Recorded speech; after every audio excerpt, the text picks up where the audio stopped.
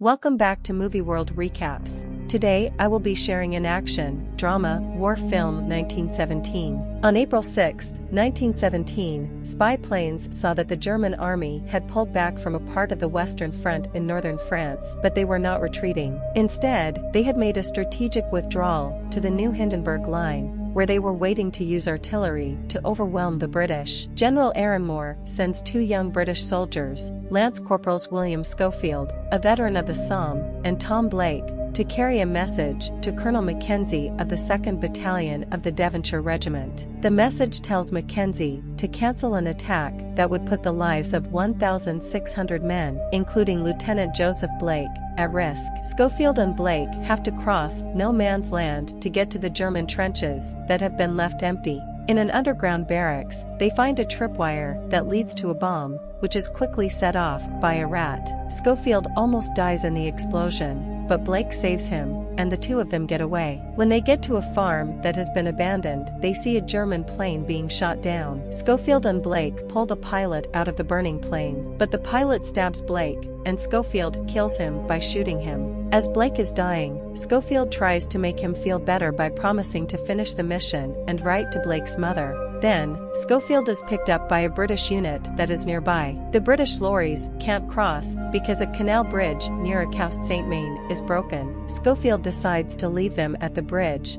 but before he does, Captain Smith, one of the unit's officers, tells Schofield that Colonel Mackenzie would rather fight than do what he is told. He then uses what's left of the bridge to cross by himself, but a German sniper starts shooting at him right away. He and the sniper both shoot at each other at the same time, killing the sniper and knocking Schofield out.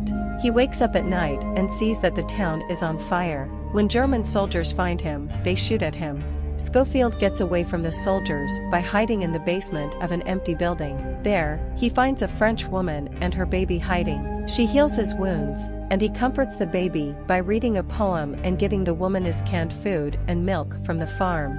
Schofield leaves soon after, even though she begged him not to. He knows that time is not on his side. When he meets more German soldiers, he chokes one and pushes past an intoxicated one.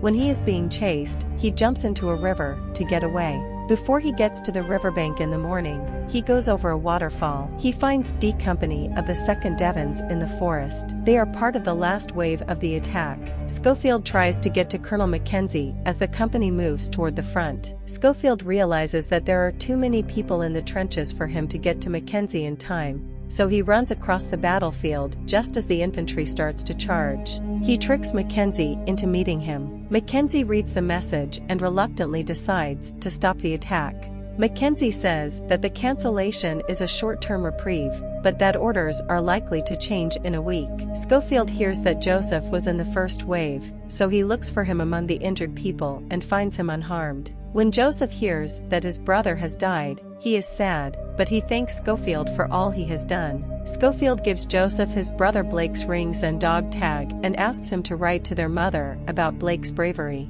Joseph agrees. Schofield is sitting in the shade of a tree and looking at pictures of his wife and two daughters.